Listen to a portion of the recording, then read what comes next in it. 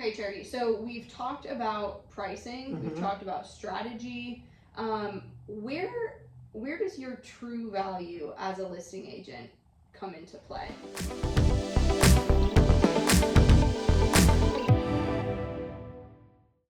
It, I believe, is when we start negotiating for the seller and watching more terms than just that one price. We're watching the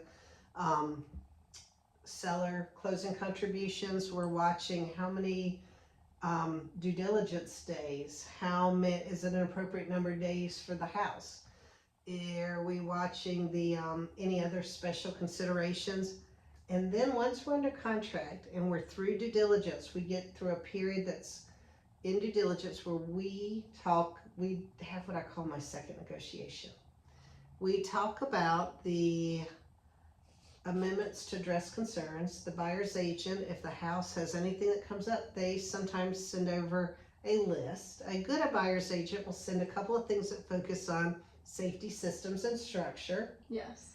Not all agents are good buyer's agents like Mackenzie, and some send you a laundry list. And that's when my sellers and I look at it and go, yes, no, no, maybe, maybe not. No, no, no, no, yes. And we come up with, is it better to do the repairs? Is it better to maybe just give them some cash at closing? What is the best thing to do?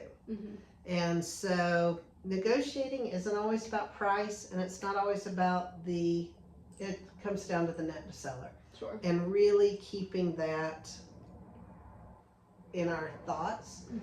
It's also about contingencies, inspections, appraisals, and getting all of that coordinated, all of those people in and out of your house, and done in a timely manner so that everyone is staying with the contract. Because we don't want anybody falling out of contract because they missed a date, or getting themselves stuck in a contract because they missed a date. Sure. Generally for the seller, it's really watching the buyer's dates and making sure that the buyer is keeping up with their dates. And just making sure that everything's good there with the buyer and their agent. Okay. So negotiating and staying on top of dates is an area that you think... That's where the rubber meets the road on a good agent. Good agents help, like we said earlier, they forward pace problems, and they just are there to advise you on how best to respond to negotiations. The first one, the second one, any other negotiations that come up along the long list.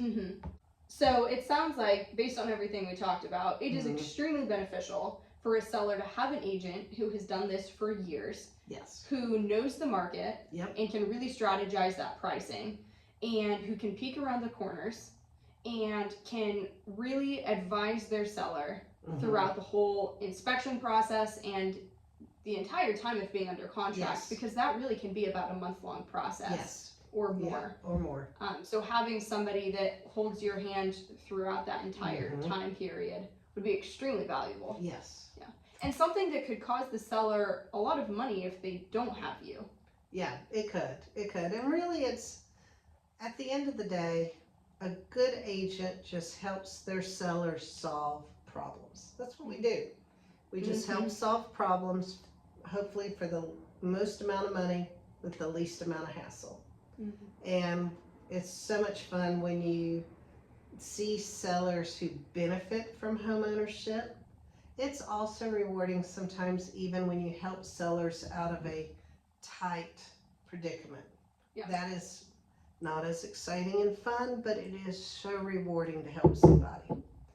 And I think that is definitely one of my favorite parts of my job. That's great. Well, and if anybody has any other questions about what an agent does for their seller or a buyer, feel free to reach out to us, and we are happy to help you. We're always willing to sit down and answer any questions, even if you're thinking a year down the road, or 3 years, half a year down the road, 3 years down the road. We're just so happy to sit and talk about the market and your house and your goals and dreams. And it's a lot of fun for us. Yes, it is. Well, and then we will see you guys in the next video. Yes. Thanks, everyone. Bye.